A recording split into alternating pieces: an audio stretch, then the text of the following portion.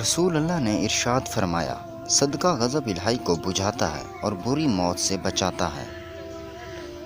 جس گھر میں رات دیر تک جاگنے اور صبح دیر سے اٹھنے کی عادت ہو، اور جس گھر کے دروازے رشتہ داروں کے لیے بند ہوں، اس گھر میں تنگی اور بے برکتی کو کوئی نہیں روک سکتا۔ مہمان اپنا رزق لے کر آتا ہے اور صاحب خانہ کے گناہ لے کر جاتا ہے۔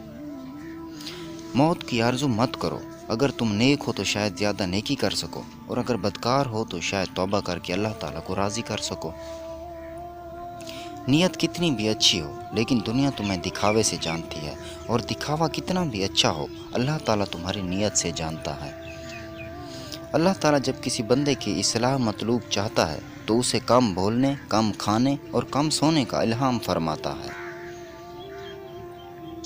جس نے حلال کمائی سے ایک کھجور کے برابر بھی صدقہ کیا تو اللہ تعالیٰ اس کے صدقے کو پالتا رہتا ہے۔ جس طرح تم میں سے کوئی اپنے بچھڑے کو پالتا ہے، اس طرح وہ صدقہ ایک دن پہاڑ کے برابر ہو جاتا ہے۔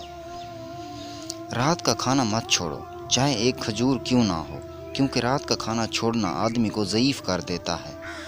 خوف سے تنہائی میں رونے کے سوا کوئی چیز اللہ کی ناراضگی کو نہیں مٹا سکتی۔